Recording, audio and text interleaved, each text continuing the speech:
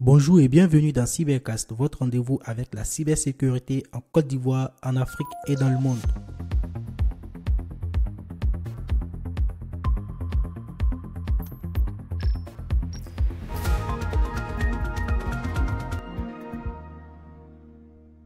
Bienvenue dans ce nouvel épisode de Cybercast. À l'heure où la transformation digitale redessine nos entreprises et nos institutions, une question cruciale s'impose. Comment intégrer la cybersécurité au cœur de l'innovation sans freiner la créativité ni prendre de risques considérés? Aujourd'hui, on explore comment bâtir des stratégies cyber solides, agiles et adaptées à des environnements en pleine mutation. Entre cloud, IA, automatisation et exigences réglementaires, quelle approche fonctionne vraiment? D'où le thème de ce septième épisode, stratégie cyber dans les contextes de transformation digitale et d'innovation. Pour en parler, j'ai le plaisir d'accueillir Yves Aka. Bonjour Yves, merci d'avoir accepté notre invitation. Bonjour Junior. Bonjour à tous les auditeurs. Merci Yves. Très content d'être là. Merci nous aussi. On est très content de te recevoir. Pour commencer, est-ce que tu pourrais te présenter en quelques mots ton parcours, ton domaine d'expertise et ce qui t'a amené à travailler sur les questions en cybersécurité, sur les questions de cybersécurité, pardon, dans des contextes de transformation digitale et d'innovation? Merci. Alors, moi je suis Yves Aka, professionnel dans l'IT de façon globale. On comprendra plus tard dans mon parcours pourquoi je prends une casquette assez généraliste. Donc aujourd'hui, ça fait 7 années que je suis dans le domaine de l'IT en tant que professionnel. Alors, j'ai pu explorer au cours de ces 7 années-là divers secteurs d'activité, industrie, la banque, l'assurance, donc toute la partie services financiers, et puis l'énergie, sont vraiment les secteurs clés sur lesquels j'ai eu à intervenir. Donc, plusieurs backgrounds, plusieurs casquettes que j'ai eu à occuper. J'ai commencé ma carrière comme ingénieur, donc ingénieur sur des sujets de conception logicielle, également sur les problématiques infrastructure et cloud. J'ai également travaillé dans le conseil, le consulting, pour les types d'architecture, sur les problématiques de gestion de risque et de stratégie IT. Et ces dernières années, j'ai une casquette d'architecte SI que j'ai occupée voilà au sein de cabinets, au sein d'entreprises dans les services financiers. Voilà, donc c'est ma casquette actuelle. Donc un gros passif dans la cybersécurité sur mes différentes positions, un sujet auquel j'ai eu à être confronté, soit directement, soit indirectement. J'ai eu à accompagner quelques entreprises, quelques acteurs, on pourrait y revenir. Et pour moi, c'est vraiment un sujet d'intérêt, tout aussi important que ce dont on parle beaucoup aujourd'hui, comme la transformation digitale, l'innovation. Et voilà, c'est quelque chose que j'ai toujours porté à cœur et que je prends toujours plaisir à partager et dont j'aime parler. Voilà un peu ce qu'il y a à dire sur moi. Alors, merci Yves, et c'est ce que nous allons essayer de comprendre davantage. Et pour cela, on commence déjà avec la compréhension même du contexte de ce thème. Comment tu définirais d'emblée la transformation digitale et pourquoi elle représente aujourd'hui un tournant crucial pour les entreprises? Ok, merci. Des questions qui sont assez simples, auxquelles il est intéressant de donner des réponses assez simples. Qu'est-ce que la transformation digitale? Euh, c'est un sujet sur lequel il y a beaucoup de choses qui sont dites, il y a beaucoup de définitions, mais de façon très simple, parce que moi, j'aime bien abstraire les choses et aller à l'essentiel. De façon très simple, je dirais que la transformation digitale aujourd'hui, c'est un changement de paradigme dans un premier temps. Donc, c'est un changement de paradigme dans lequel on va placer le digital, la technologie, au cœur des préoccupations comme catalyseur, comme levier d'optimisation, de transformation, d'amélioration des services, des processus, des systèmes, des entreprises.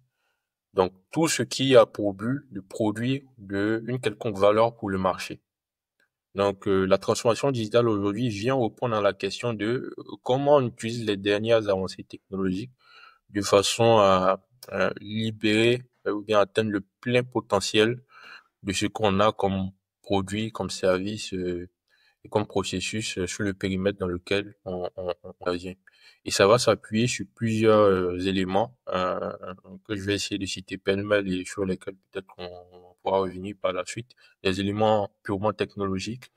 On parle d'IA, de cloud, d'automatisation, des éléments culturels, des éléments organisationnels et des éléments procéduraux avec tout ce qui est modèle opérationnel d'entreprise et ce qui va avec. Voilà un peu globalement comment se définirait la transformation digitale aujourd'hui. Et sur le deuxième volet de la question, sur ce qu'elle représente, bien l'intérêt qu'elle a aujourd'hui pour les entreprises. Euh, ce qu'il faut comprendre, c'est que j'aime bien le dire, hein, il y a plusieurs types d'avantages que vous pouvez avoir sur le marché quand vous êtes une entreprise. Vous pouvez avoir un avantage d'échelle, vous pouvez avoir un avantage de qualité, vous pouvez aussi avoir un avantage de vitesse. Donc l'avantage d'échelle, c'est à quel point je suis capable de répondre à la demande dans une grande mesure, soit géographiquement, soit numériquement, fournir voilà des solutions de façon à répondre de façon équivalente à la demande. Qualitative, la qualité, donc ça peut être des questions de performance, des questions de personnalisation, voilà. Et la vitesse, à quel point je réponds rapidement aux besoins ou j'anticipe sur les tendances et les besoins. Aujourd'hui, la technologie euh, permet aux entreprises de surpasser le champ du possible sur ces trois axes-là. Les canaux digitaux brouillent les frontières. L'avantage d'échelle, il est surpassé. Qualitativement, avec l'utilisation de la donnée, des mécanismes liés à l'intelligence artificielle, on est capable de fournir des produits plus améliorés, plus précis. Sur la vitesse, les technologies aujourd'hui permettent de livrer plus rapidement, on le voit surtout dans le domaine industriel et également dans les domaines un peu plus digitalisés comme le domaine bancaire. Donc, pour conclure, la transformation digitale est vraiment au cœur des préoccupations, est vraiment un levier très important pour toute entreprise qui souhaite être à l'ordre du jour et ne pas être en marge des avancées, des progrès sur le marché. Absolument. Et tout à l'heure, dans tes propos, tu avais parlé de tout ce qui a de la valeur pour une entreprise qu'on pourrait résumer d'actifs. Et du coup, ça m'amène à te poser cette question. Selon toi, pourquoi est-ce qu'il est si important d'intégrer la cybersécurité dès les premières étapes d'un projet transformation digitale? Pour moi, c'est déjà une question de bon sens, sans entrer dans des explications, on va dire, liées aux bonnes pratiques et tout. C'est une question de bon sens. Moi, j'aime bien dans ma communication, que ce soit avec des personnes dans le domaine ou des personnes du métier, des profanes, c'est de faire des analogies. Et la question que je pose souvent aux gens, c'est comment vous vous occupez de votre santé? Comment vous vous occupez de votre santé? Est-ce que vous vous en préoccupez seulement lorsque voilà vous êtes malade ou vous êtes alité à l'hôpital? Bien sûr que non. Voilà, naturellement, on veut tous être en bonne santé, donc on prend des mesures au jour le jour.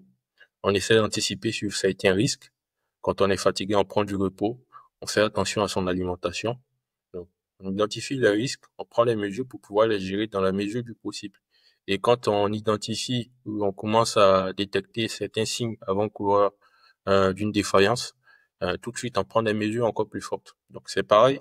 Je dirais qu'aujourd'hui la transformation digitale permet aux entreprises de délivrer des éléments de valeur en termes de services, de solutions, de dispositifs opérationnels. Mais il est clair que il y a des risques que cela emporte. Il y a des risques que cela embarque. Euh, de nouvelles types de menaces. Et la question, c'est est-ce qu'on attend d'être complètement vulnérable ou d'être complètement touché par ces menaces-là pour pouvoir penser à comment on gère les risques? Bien sûr que non. Donc, c'est une action continue, c'est une préoccupation continue. Donc, la cybersécurité, justement, aujourd'hui, euh, doit répondre à ce défi-là, d'accompagner de bout en bout les efforts, la chaîne de valeur digitale de façon à ne pas être réactive, mais être proactive et efficace dans son apport sur la chaîne de valeur digitale. Alors, dans le thème, tu as pu remarquer, on a parlé de transfert digital et aussi d'innovation. Et là, on va se pencher à présent sur l'innovation et la sécurité, essayer de trouver un équilibre.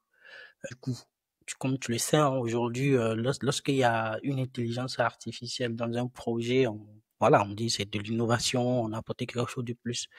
Mais est-ce que en matière de sécurité, selon toi, quels sont les risques majeurs qui apparaissent quand une entreprise adopte ces nouvelles technologies-là, comme le cloud, l'IoT et l'intelligence artificielle notamment?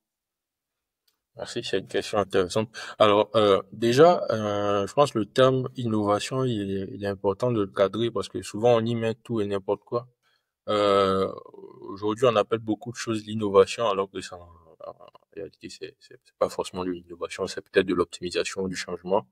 Mais on est clairement aujourd'hui sur ces dernières années-là à l'ère de l'innovation. Parce que l'innovation, vous pouvez en avoir de plusieurs types. Elle peut être incrémentale, elle peut être de rupture. Voilà, donc il y a plusieurs types d'innovation. Mais l'idée, c'est que l'innovation va toucher plusieurs points de la chaîne de valeur et de la structure de l'entreprise. Elle peut voir se matérialiser sur le plan des capacités des services que l'entreprise va fournir. Donc la valeur, redéfinir la valeur que l'entreprise fournit. Donc, il y avait des entreprises qui vendaient du matériel aujourd'hui, qui font du service, qui vendent des services d'assistance digitale, ainsi de suite. Euh, Elle peut toucher la façon dont l'entreprise fonctionne. Donc, on est vraiment sur quelque chose à plusieurs endroits et elle peut être portée par des technologies assez récentes, assez intéressantes, comme tu as cité l'IA, l'IoT, le cloud, ainsi de suite. Aujourd'hui, les enjeux de cybersécurité qui vont être apportés, qui vont être induits par ces différents éléments-là technologiques, ces différentes approches innovantes-là, peuvent être de désordre. Donc, vous avez déjà les enjeux qui sont liés, qui sont inhérents aux facteurs technologiques, le fait que vous avez un monde, une configuration où tout est connecté, donc, la donnée qui circule, les interactions qui sont faites. Donc, naturellement, cette ubiquité des données-là, des flux, va demander d'avoir une certaine visibilité sur ce qui se passe et de pouvoir identifier les risques, détecter des menaces et les prévenir. Vous avez également des éléments qui vont être liés pas seulement à la nature de la configuration, c'est-à-dire pas seulement au fait que tout est connecté, mais au fait que le volume ou la surface à couvrir devient de plus en plus forte. Prends le cas de l'IoT. Aujourd'hui, avec l'IoT, on parle souvent du paradigme IT-OT, donc euh, technologie informatique, technologie opérationnelle. Toujours est-il que le périmètre technologique de l'entreprise devient de plus en plus vaste. On sort de la salle serveur, on va même sur le terrain. Donc, la surface à couvrir devient de plus en plus vaste. Donc, les impératifs de vitesse, les impératifs d'efficacité dans les solutions de cybersécurité, les approches qu'on va mettre en place deviennent de plus en plus fortes. Ces deux enjeux-là font qu'aujourd'hui, il y a vraiment besoin de redéfinir la façon dont on approche les problématiques de cybersécurité dans des contextes d'innovation et de transformation digitale avec les technologies de l'ère du temps qu'on a aujourd'hui. Effectivement, avec l'adoption des nouvelles technologies, la surface d'attaque, la surface de menace ne fait que s'agrandir de jour en jour. Et du coup, on se demande comment est-ce que, en tant qu'expert, comment on peut intégrer la sécurité dès la conception d'un projet innovant ou de transfert digital qu'on appelle communément la security ou le security by design. Est-ce que tu le pratiques? Est-ce que tu peux peut-être nous donner un cas pratique? Ok. Super, moi c'est un sujet qui m'intéresse beaucoup. Quelque chose que j'ai eu à pratiquer effectivement et naturellement on le pratique au quotidien sans avoir besoin d'être acteur principal du périmètre cyber. Moi j'ai déjà eu à accompagner des structures, notamment dans le secteur des services financiers sur ce sujet-là en particulier, Security by Design qui est un sujet voisin de ce qu'on peut avoir sur le DevOps, le DevSecOps, le high-speed delivery, l'agile à l'échelle. Donc, c'est des sujets qui sont très liés. Et moi, voilà, c'est un sujet auquel je suis assez sensible. Alors, aujourd'hui, quand on parle de security by design, il faut avoir plusieurs approches. C'est d'ailleurs qui est merveilleux dans notre monde, que ce soit de l'IT ou de la cybersécurité. Il y a plusieurs façons de faire les choses. On a tout un tas de matériel, de ressources qu'on a à disposition pour pouvoir mettre en œuvre certains concepts, certaines approches. On a parlé d'agile à l'échelle. Rien que sur ça, sur l'agile, vous avez plusieurs frameworks. Sur la cybersécurité, on a plusieurs frameworks. particulièrement sur les sujets de niche tels que le security by design ou le zero trust. Il y a plusieurs cadres, plusieurs indicateurs et tout. Mais de façon, on va dire, agnostique, il y a des principes de base à respecter. Et moi, je reviens toujours à ce que j'appelle le bon sens. Le secret de la chose n'est pas forcément dans le framework que vous utilisez, dans la norme que vous utilisez. C'est vraiment, on va dire, la pertinence. Dans un premier temps, la qualité, l'adéquation et l'agilité. On va revenir, on va essayer de détailler chacun de ces points-là. La pertinence, je pense qu'elle n'est pas à discuter. On a parlé tout à l'heure davantage de marché, davantage de vitesse, davantage de qualité. Dans un contexte digital, ça a demandé de mettre en place de nouvelles façons de faire les choses, de concevoir nos solutions et tout, telles que l'agile, le DevOps et tout, qui vont vraiment pousser la vélocité des chaînes de valeur digitales, des chaînes de delivery à leur maximum. Développer plus vite, tester plus vite, déployer plus vite. L'idée, c'est passer de l'idée à son implémentation très rapidement. Donc, dans ce type de contexte-là, c'est très pertinent d'engager des efforts sur l'accompagnement au plus tôt possible sur les sujets de sécurité. Au moment où on se rend compte la solution, elle a déjà un pilote ou bien un POC ou bien elle est déjà en production. L'adéquation, c'est quoi? C'est déjà le premier élément à prendre en compte, c'est le modèle opérationnel ou le fonctionnement de l'entreprise. Donc, vous avez la façon dont l'entreprise va fonctionner. Donc, on va essayer de circonscrire la chose à l'IT. Sinon, on peut aller de façon plus large. Dans sa chaîne de valeur digitale, c'est-à-dire comment l'entreprise identifie les idées, comment elle conçoit ses solutions, comment elle les fabrique et comment elle les met en, en production. Et quels sont les acteurs qui vont y intervenir, quels sont les processus et quelles sont les interactions de ces acteurs-là.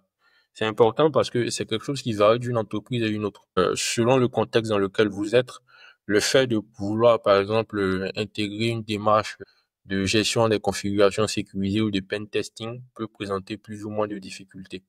Dans une entreprise où la chaîne de valeur IT est gérée à 100% par la DSI qui a les PMO, les business analysts, les PO, les project managers, c'est assez bien.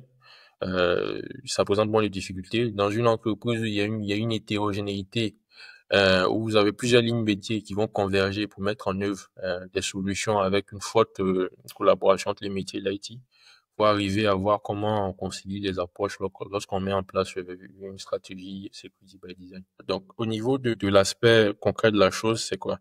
C'est que vous avez cette chaîne de valeur là qu'il faut pouvoir, il y a cette configuration qu'il faut pouvoir comprendre les processus, les embranchements. Il faut pouvoir concilier les positions. Donc, ça va commencer par un ensemble de principes.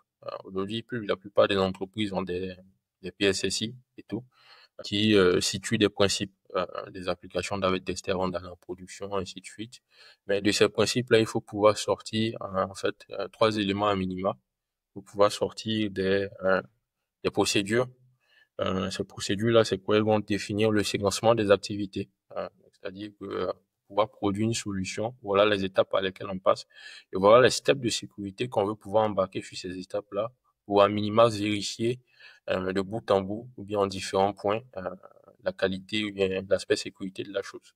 Vous avez des standards qu'il faut pouvoir mettre en place qui vont aller au-delà des principes. OK, les applications doivent être sécurisées, mais quand on a des architectes et autres, comment on s'assure qu'au niveau des architectes, on respecte les bonnes pratiques de conception? Pour ça, on va recourir à des éléments comme des frameworks tels que le CIS Benchmark et d'autres. L'idée, c'est vraiment de fournir les outils aux personnes qui sont actives en delivery, en développement, en conception, pour pouvoir embarquer eux-mêmes les questions de cybersécurité. Il y a également un travail de conseil, de sensibilisation à faire là-dessus.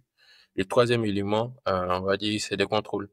Donc, c'est des contrôles continus sur la durée, qui vont demander, voilà, de mettre en place des capacités de sécurité opérationnelle pour pouvoir s'assurer que même après coup ou bien pendant coup, on est compliance sur ce qu'on s'est défini comme objectif de cybersécurité. Donc, c'est vraiment ces quatre éléments-là, principe, en fonction de l'organisation dans laquelle on est, procédure pour le séquencement des activités, ce qu'on doit faire comme activité, par rapport à la cybersécurité, par rapport à l'IT, standard, et puis enfin opération ou on va dire contrôle pour pouvoir s'assurer d'une certaine sécurité de la chose dans sa durée. Un peu comme une roue de Deming en mettant en place un plan PDCA, Plan Do Check Act. Je pense que ça rentre un peu dans ce cadre-là. Effectivement.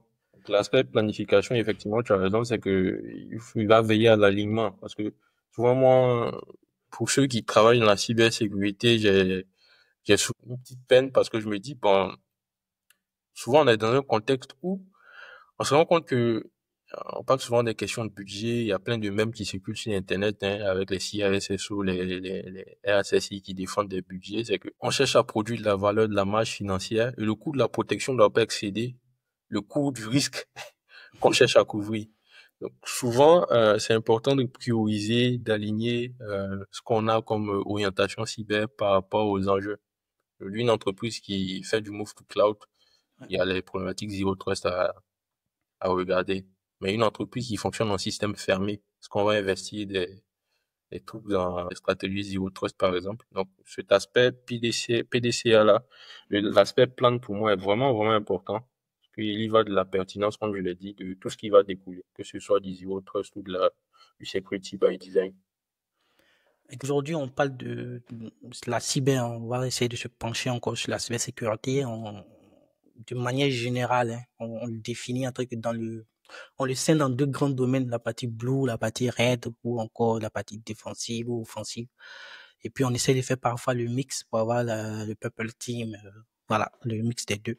Est-ce que, en termes de stratégie, d'innovation, ou en termes de transfert digital et d'innovation, pardon, est-ce qu'il faut adopter une approche plutôt défensive ou offensive, ou bien il faut faire le mix des deux?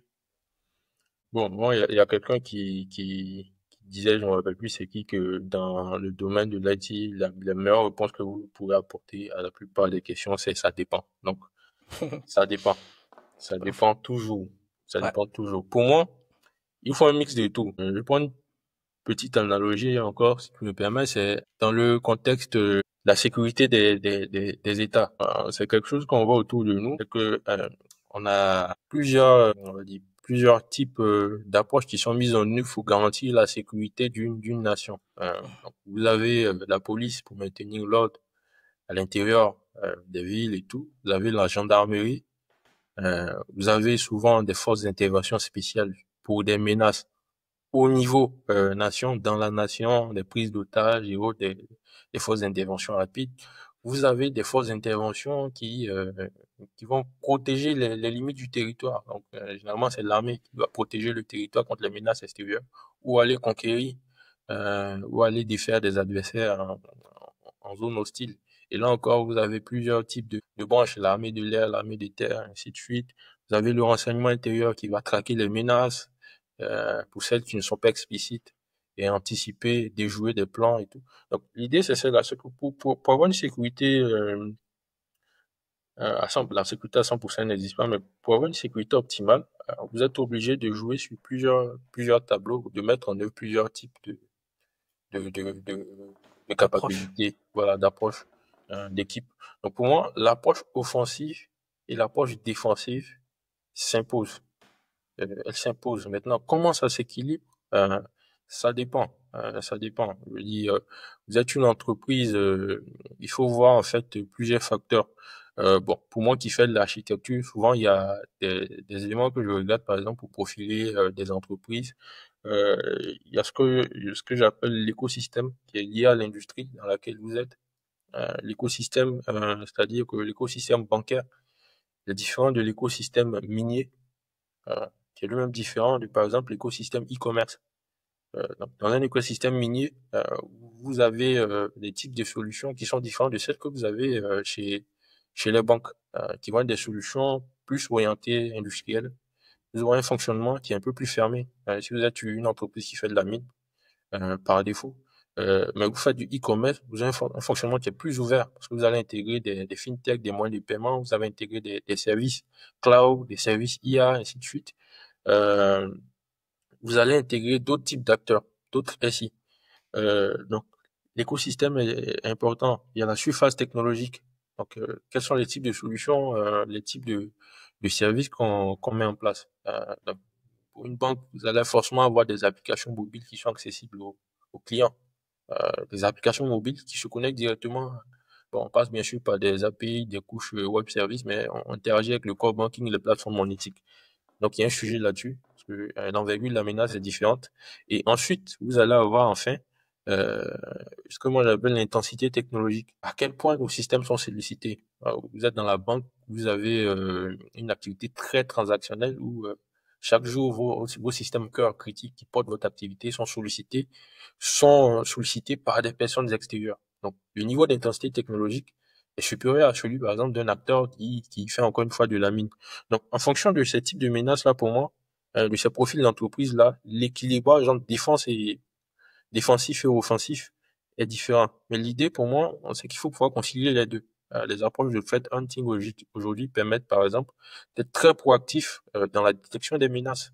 Vous devez aussi pouvoir faire du NIDS pour pouvoir détecter ces menaces quand elles se matérialisent. Parce que vous faites du threat hunting, vous profilez les menaces, et après, l'idée, c'est de pouvoir, si je me trompe pas, découler sur des contrôles qui vont être mis en place pour contrer ces menaces le cas échéant. Donc, on ne peut pas faire l'un sans l'autre, selon moi. Il faut Ouais. pouvoir les concilier.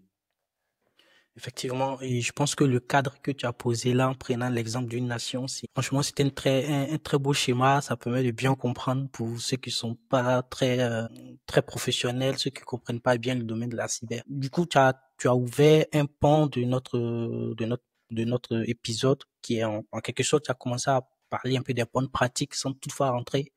Tu sais, aujourd'hui, on ne peut pas construire une vraie stratégie sans mettre en avant les bonnes pratiques. Du coup, quelles sont selon toi ces bonnes pratiques-là pour bâtir une stratégie cyber qui accompagne la transformation digitale dans une organisation? Merci pour la question. Alors, pour moi, c'est les bonnes pratiques, il y en a beaucoup. Il y en a trop même.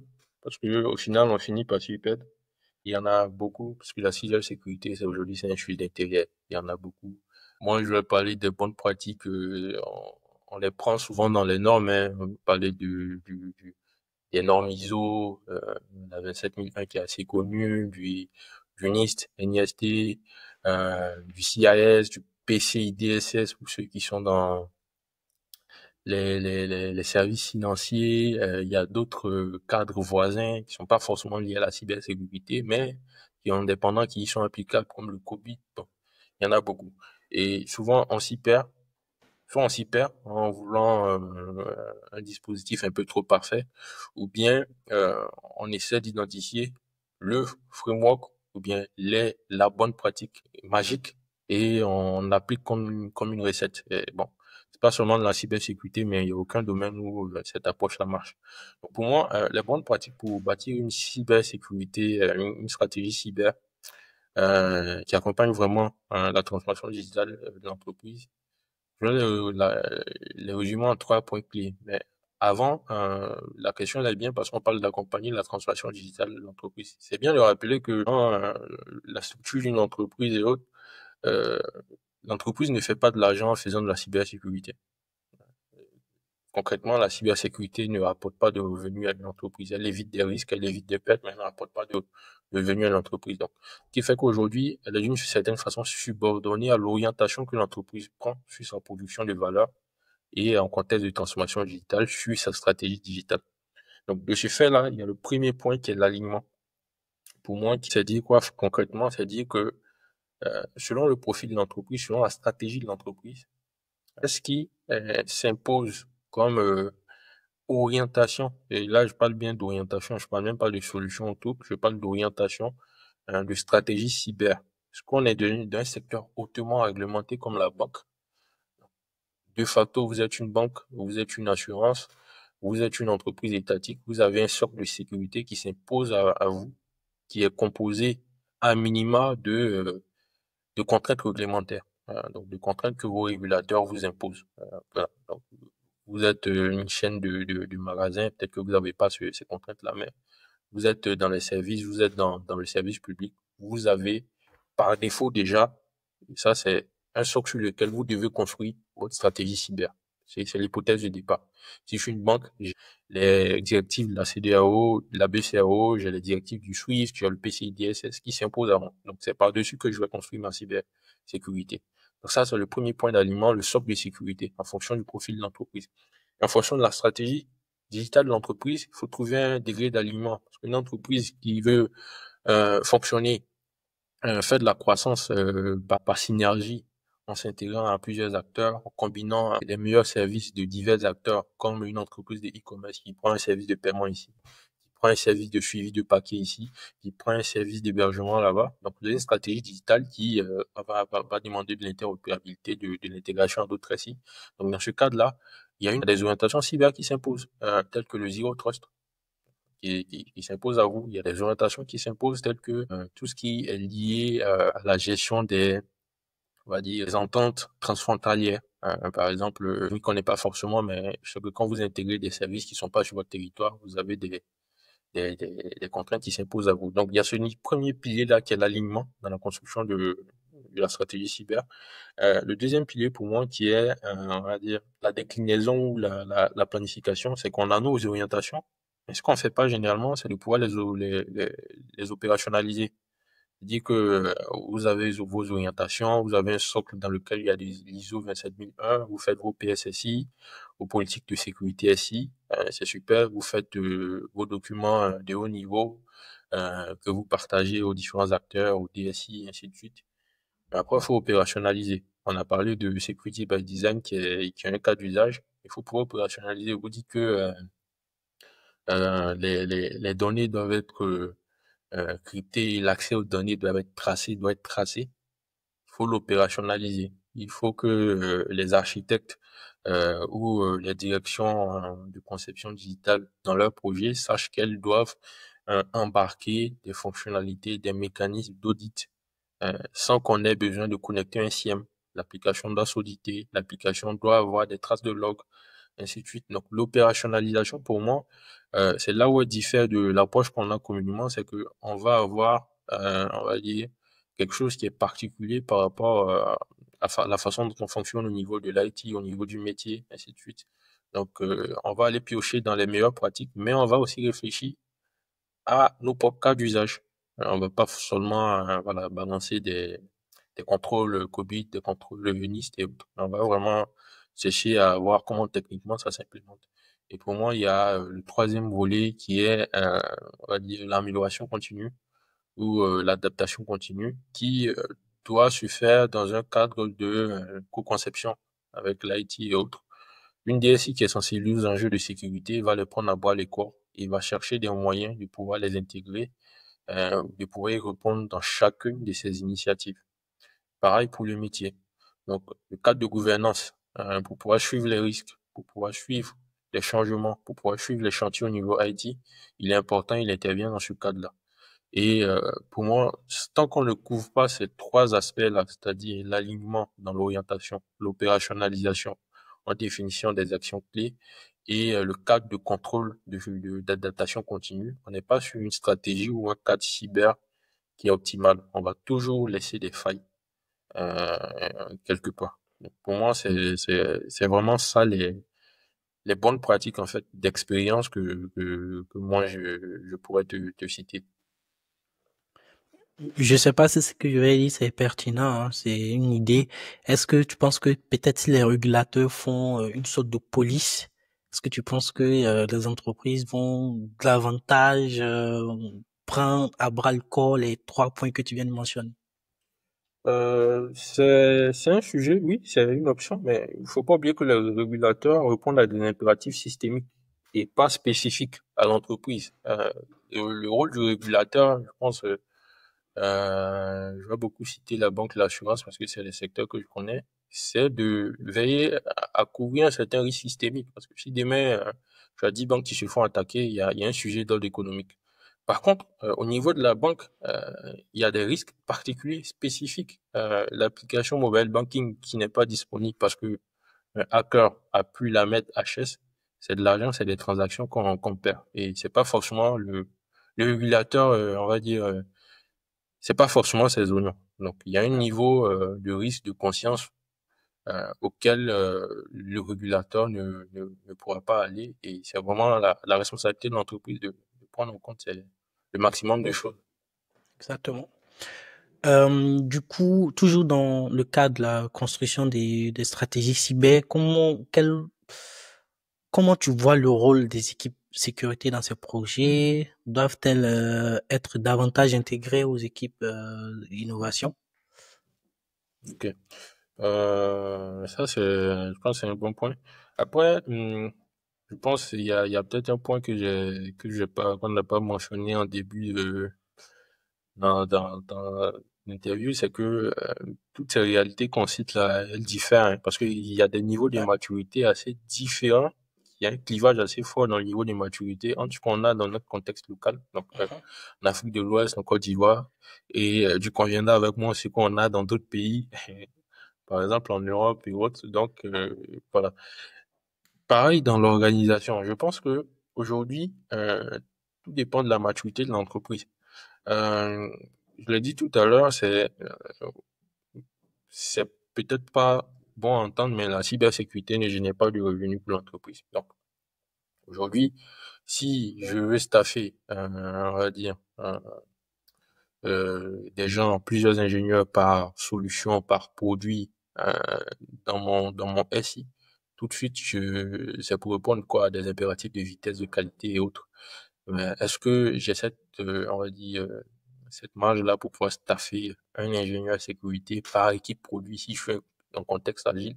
Bizarrement, j'ai jamais vu ça. Je dis, dans des squads, pour chaque squad, on a un ingénieur sécurité.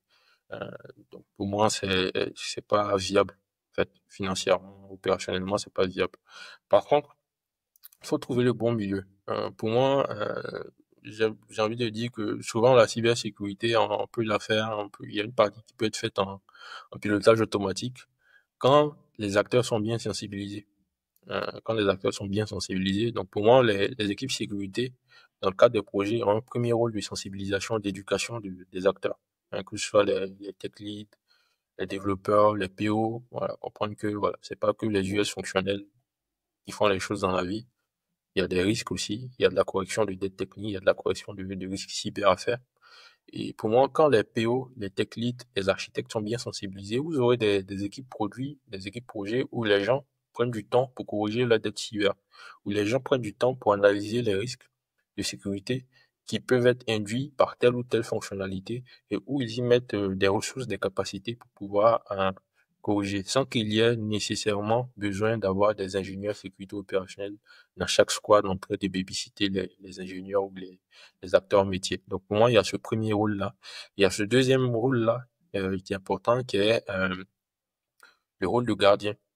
Pour moi, le rôle de gardien qui est dévolu à la sécurité opérationnelle. Donc, que ce soit la sécurité périmétrique, les systèmes de détection et autres. Ces systèmes doivent être mis en place, opérés et suivis de façon adéquate par rapport aux solutions qu'on a. Donc, si je suis gardien, c'est que je connais au moins les plans de ce que je protège. Donc, connaissance des solutions, des services qui sont en place, de l'architecture en place, de sorte à ce que quand j'opère un CIEM ou un NIDS, j'ai des remontées de ménage, je sais plus ou moins, voilà, quel type de solution, quelle criticité de solution est derrière. Après, on peut discuter d'autres meilleures pratiques, c'est qu'il faut avoir une CMTB, il faut avoir une documentation pour qu'on puisse y retrouver, mais il y a ce deuxième rôle de gardien là qui est également important. Et le troisième des derniers rôles, moi je dirais, il y a un rôle de fédération. Un projet, un SI sa vie, vous avez des instances de gestion, vous avez des instances de gouvernance.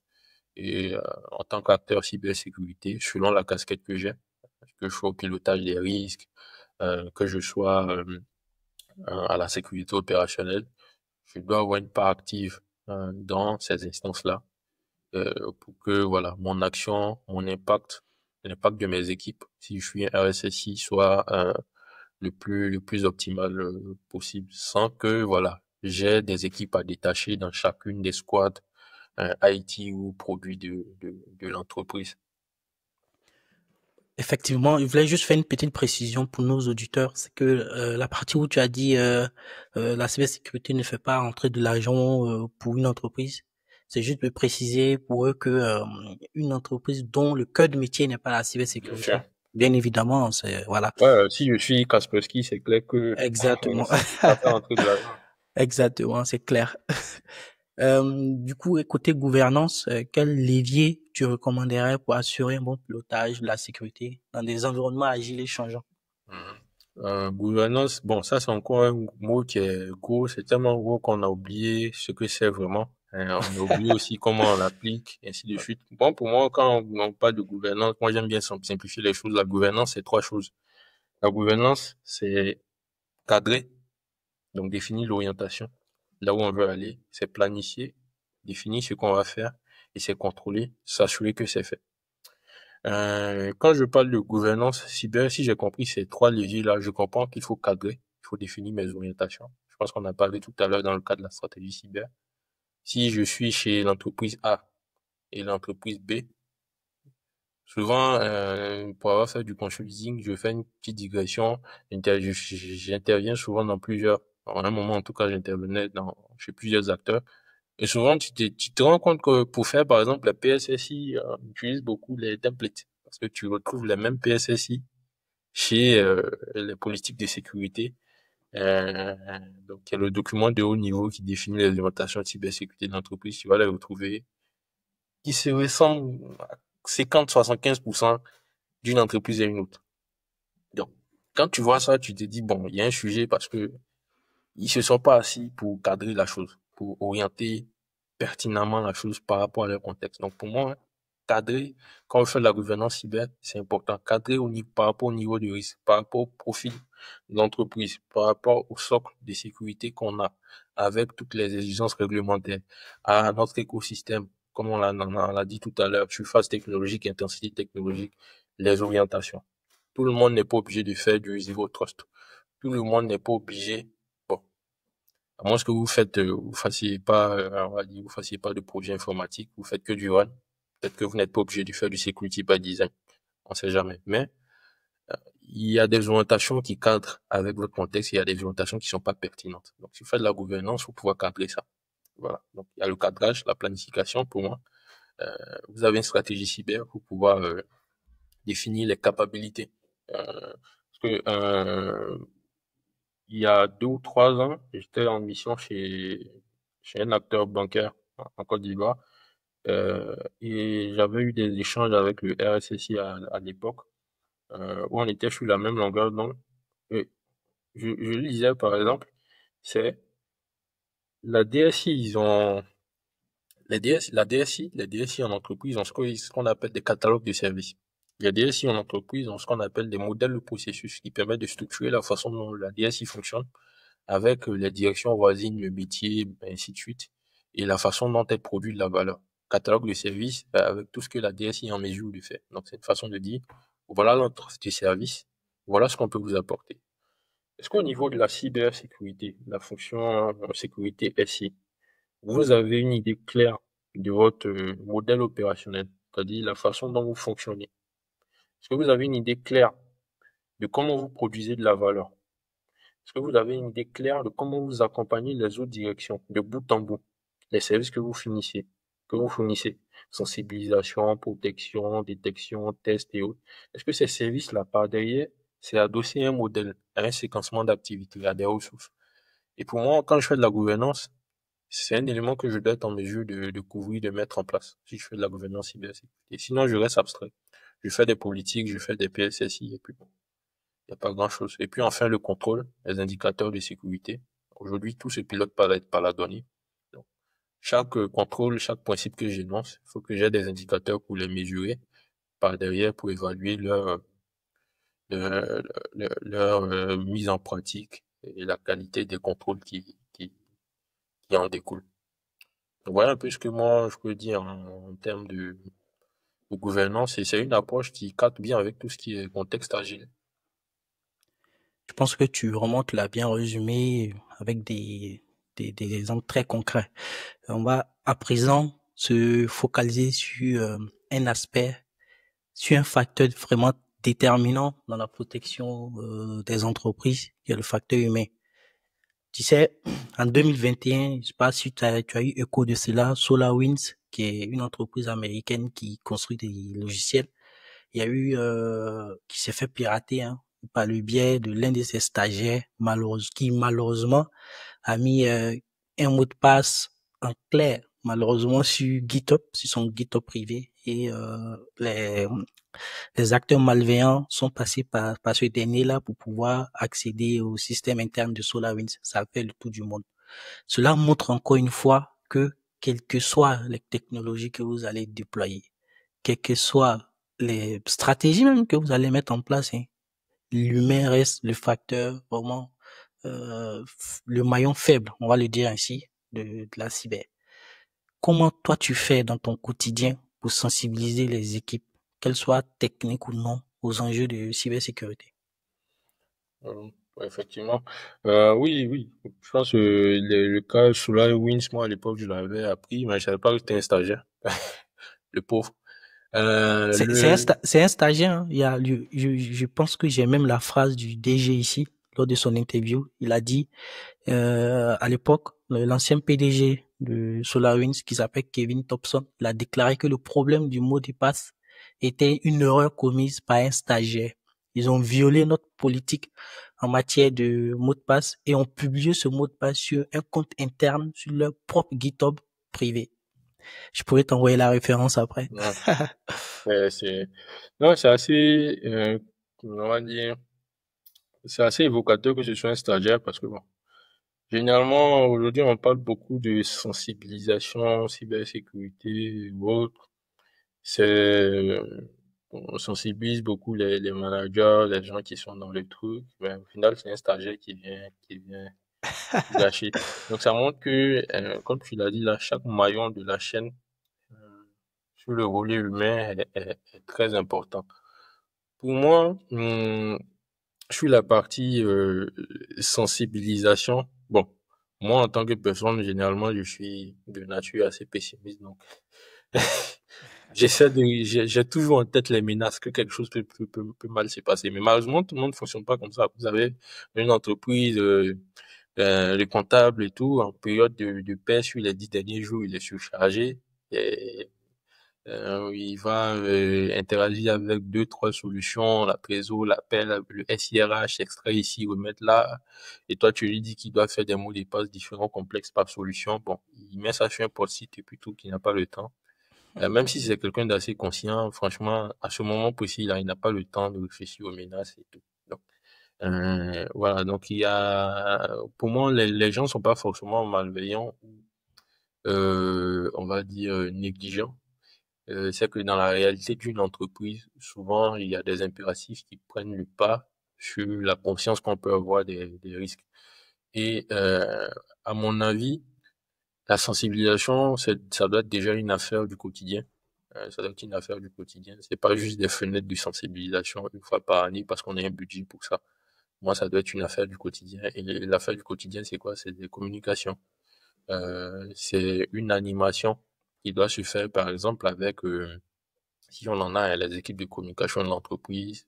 Moi, j'ai déjà été dans une entreprise où, voilà, chaque mois, vous avez des magazines, des éléments qui sortent, où souvent, on fait des BD, ou bien des trucs, comment ça s'appelle là, en tout cas, des mises en scène satiriques sur certaines choses, ça peut être les mots de passe, les mises en prod, certaines choses, vraiment, pour appeler aux gens que, attention, le risque cyber n'est jamais loin, qu'il faut faire attention. Et donc, c'est quelque chose qui reste présent. Donc, il y a cette continuité de la sensibilisation à- qui est vraiment importante et qui pour moi est un élément important.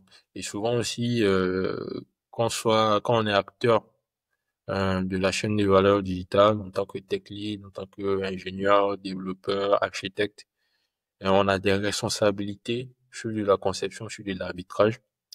Il faut savoir, avec le leadership qu'on a, rappeler, mettre les sujets sur la table, emmener les gens à se poser les bonnes questions. Et si, euh, ça se passait comme ça? Et si on a défini le système pour supporter 5 requêtes? Mais et si demain on a 15 requêtes, on a 20 requêtes? Et si?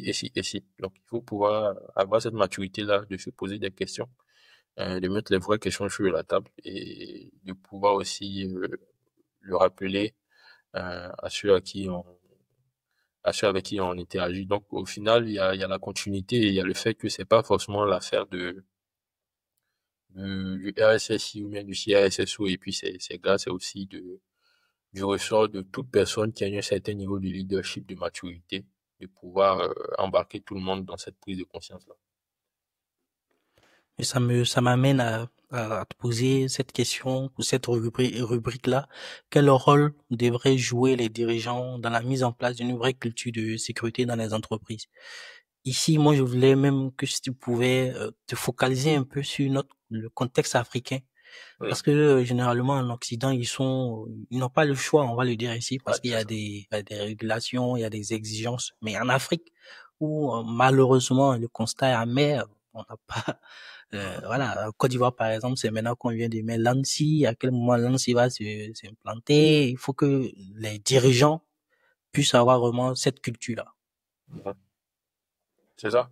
Donc moi, je reprends ce que j'avais dit en début de toute là, c'est n'attendez pas d'être au bloc opératoire en urgence avant de réfléchir à comment vous allez prendre soin de votre santé. C'est donc en tant que dirigeant, il y a déjà une prise de conscience des enjeux liés à la cybersécurité. On n'a pas besoin d'avoir été victime d'un truc cyber. Il faut juste s'informer pour voir les dégâts que ça fait euh, auprès de certaines entreprises et autres. Ensuite, il faut comprendre à quel point, je dirais pas que c'est facile, mais à quel point aujourd'hui, les voies et moyens pour pouvoir causer du tort, des dommages euh, à des entreprises euh, dans le domaine digital, soit en mettant hors service certains éléments ou en faisant du vol de données et ainsi de suite. Ces voies et moyens-là sont accessibles. Et avec la démocratisation des connaissances, vous avez beaucoup de gens qui peuvent vous faire ça. Donc il y a quelqu'un qui disait une fois, je me rappelle plus qui, mais dans mes débuts, qui disait la question c'est pas est-ce que vous allez être victime d'une tentative, c'est quand. Donc une fois qu'on a compris ça en tant que dirigeant, c'est d'intégrer ça dans la façon dont on pilote, dont on gouverne. Donc pour moi, ça, si on fait du pilotage, la gouvernance, la gestion, on va se définir des objectifs, des seuils ou des indicateurs pour surveiller notre niveau de vulnérabilité dans un premier temps. Est-ce que mon entreprise est vulnérable? Le type de business que je fais aujourd'hui, est-ce que je fais partie des entreprises qui peuvent être ciblées, qui peuvent être sujettes à menaces cyber? Et c'est à ça que je vais proportionner mes efforts. Voilà, si je gère une petite chaîne de magasins et tout, ok, je fais pas de e-commerce, j'ai pas d'interface extérieure, ok. Si je suis Amazon, j'ai un business type Amazon, type Jumia, type Jamo, bon, c'est un autre sujet. Donc, il faut évaluer le niveau de vulnérabilité, il faut évaluer le niveau de maturité de mes gars, et il faut que je puisse piloter cela. Donc, une fois que j'ai ces indicateurs-là, j'ai une prise de conscience, j'ai ces indicateurs-là, il faut que je puisse évaluer aussi l'entreprise, mon dispositif de gouvernance, mes fonctions métiers, ma fonction cyber, pour voir est-ce qu'on est vraiment prêt. Est-ce qu'on est vraiment prêt? Est-ce on suit les bonnes pratiques? Et il y a une culture à mettre en place parce que bon, c'est des rappels, c'est un cadre d'évaluation. Généralement, dans une entreprise, quand on sait qu'on est évalué sur quelque chose, bon, on va y faire attention. Et puis, c'est vraiment aujourd'hui, la plupart des top exécutifs, aujourd'hui, ils ont du budget qui est alloué au conseil aux accompagnements. Donc, quand j'en suis conscient, je me fais accompagner. Je me fais accompagner par des experts, par des structures pour m'évaluer, pour m'aider à corriger ma posture, ainsi de suite. Donc, il y a tous ces éléments-là, au-delà même de la culture interne de l'entreprise. Je suis là qu'un dirigeant doit pouvoir jouer pour s'assurer, même quand il ne comprend pas toutes les subtilités du truc, pour s'assurer que, voilà, il est quand même à un niveau euh, de maturité, d'alerte qui est assez intéressant, de façon à couvrir son business. Non, on va parler de retour d'expérience et perspective. Est-ce que tu peux nous partager un exemple concret d'un projet où une stratégie cyber bien pensée a vraiment fait la différence? Ok. Euh, Oui, un projet, je vais vous donner un exemple. Il y a, je pense, 2 ans, donc j'étais en charge d'un accompagnement. Donc j'étais en cabinet, dans un cabinet, j'étais en charge d'un accompagnement qu'on devait faire pour un groupe qui est de la banque assurance, donc dans une vingtaine de pays en Afrique. Pas mal de pays, pas mal de clients pour mettre en place un socle digital banking. Donc, digital banking, digital insurance avec transactions digitales, automatisation de workflow, expérience digitale, chatbot, bon, vraiment tout ce à quoi on pourrait penser quand on parle aujourd'hui d'expérience client et de services digitalisés. Donc, il y a toute une brique d'architecture qu'il fallait mettre en place. Et en tout cas, comme je l'ai dit, moi, de par les contextes dans lesquels j'ai été, les personnes avec qui j'ai pu travailler, j'ai toujours eu cette sensibilité-là. Donc, ce qu'on a fait dans un premier temps, dès les étapes de conception, on a fait du threat modeling. Je pense que c'est le bon terme. Dans la conception d'architecture, on a fait du threat modeling. Dans le staffing, déjà, on a staffé au-delà le budget était serré, mais on a vraiment staffé, fait l'effort de staffer une équipe de 2 ou 3 personnes en cybersécurité. Parce que bon, le client, il paie pas pour ça. Il te dit, je paie pour les développeurs, je paie pas pour les gens en cybersécurité. Il te paie juste pour un senior, mais bon, on a staffé quand même parce que c'était un enjeu intéressant. On a fait du threat modeling. On a embarqué les éléments de sécurité, les contrôles de sécurité dans nos boucles d'architecture, dans la façon dont on devait coder sur notre pipeline de test. Donc, dans les recettes même des modules, des fonctionnalités, il y avait des contrôles de sécurité. Même aux étapes d'intégration. C'est-à-dire, le gars, il finit de coder, il fait un commit, il push, faire des checks de sécurité. On a déployé une brique de supervision d'audit de log pour toute cette partie du SI qu'on devait déployer. Et au final, tout cet ensemble d'approches-là, euh, dans un contexte agile, hein, puisque c'était du DevSecOps, on a mis en place un workflow et tout. Ça fait au final, la solution a été utilisée, a été déployée et tout et tout. Mais dans le cadre des audits qui ont été faits par la suite, parce que la solution est déployée pour les filiales, après le groupe a commandité des audits. Euh, ça fait partie des solutions, celle qu'on a livrée, qui est passée sans problème qui a passé sans problème les étapes de validation euh, des audits, puisqu'ils étaient dans un contexte de M&A, donc des fusions, des acquisitions, donc il y avait des due diligence, des évaluations. Mais la solution est passée sans problème et il n'y a pas eu de coût caché, de coût additionnel là-dessus. Donc pour moi, ça a été un cadre d'école dans lequel un sujet donc on a des impératifs d'innovation, de digitalisation, on a pu embarquer les enjeux de cybersécurité, on a trouvé des moyens d'y répondre de façon agile, sans altérer notre vélocité, la qualité du produit. Et au final, on a vu que ça nous a évité des coûts, ça nous a évité peut-être certaines attaques et tout. Donc vraiment, c'était pas si dur à faire. Il fallait juste la volonté puis l'organisation. Donc pour moi, ça a été un véritable cas d'école et ça m'a permis de voir concrètement comment ça pourrait se faire dans le cadre des projets digitaux. Et je sais pas si tu l'as déjà abordé, ça s'est bien passé vers la fin, vous avez réussi le projet, le client Oui, était satisfait. le client était satisfait. Le problème aussi avec sécurité, c'est que tant qu'on n'a pas essayé de te taper, tu vois pas la plus-value de ce que tu as fait. Donc pour le moment, il n'y a pas eu de tentative à ce que je sache. Mais le jour où il y en aura, on verra que bon, on a bien fait d'investir là-dessus. Ah, c'est bien. Très belle référence. Et en termes de perspective, en regardant vers l'avenir, quels sont les défis que tu vois émerger dans les prochaines années en matière de cybersécurité et d'innovation? C'est vraiment Euh, une question d'ordre général. oui, je pense que les défis peuvent être de deux ordres.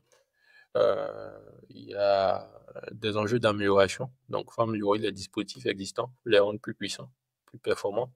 Il faut qu'ils soient donc je parle de dispositifs organisationnels, techniques, hein. Il faut qu'ils aillent plus vite dans la détection. Parce qu'aujourd'hui, avec l'IA, j'ai pas franchement exploré le sujet, mais je me dis que si les scripts automatisés ont permis d'accroître le poids la charge que pouvait peser les attaques DDoS sur certains SI, sur certaines solutions. Aujourd'hui, avec l'IA, quand même, on risque dans les prochaines années de passer à un autre niveau en termes de force d'attaque que pourront déployer les hackers, les organismes et autres. Donc, nos solutions doivent être les plus performantes possibles. Dispositifs organisationnels également, puisqu'on veut aller plus vite dans la digitalisation, doivent être de plus en plus performants, de plus en plus agiles.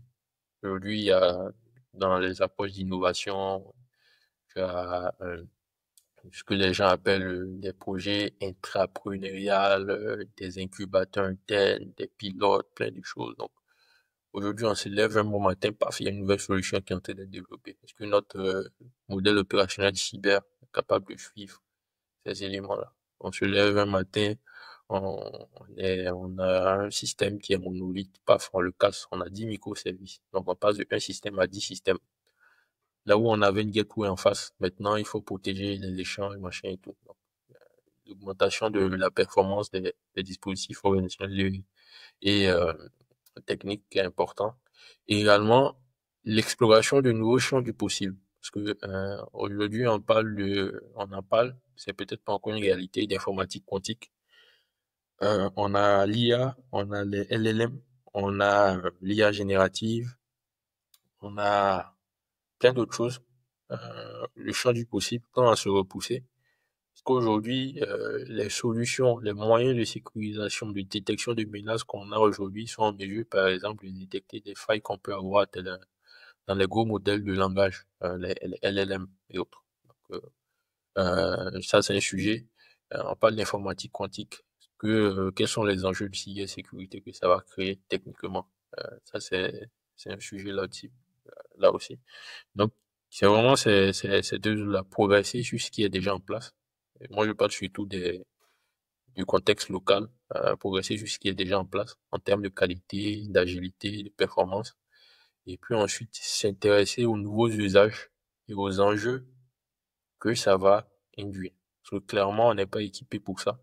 Et il faut commencer déjà à se préparer. Parce que quand ça va arriver, voilà, les cas d'usage vont se déployer, se développer. C'est pas là qu'il faudra chercher des solutions, des postures pour pouvoir y répondre.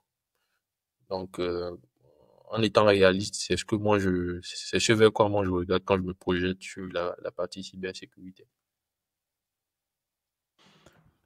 Franchement, c'était riche en informations mais malheureusement, on doit clôturer. Merci. Alors, pour finir, si tu devais donner un conseil à quelqu'un qui se lance dans un projet digital d'ambition, quelle serait ta recommandation pour sécuriser efficacement son innovation? Ok. Donc, ma recommandation, elle serait simple, c'est faut pas tomber dans le copier-coller, faut pas confondre vitesse et précipitation. Faut évaluer le risque très vite, faut évaluer les risques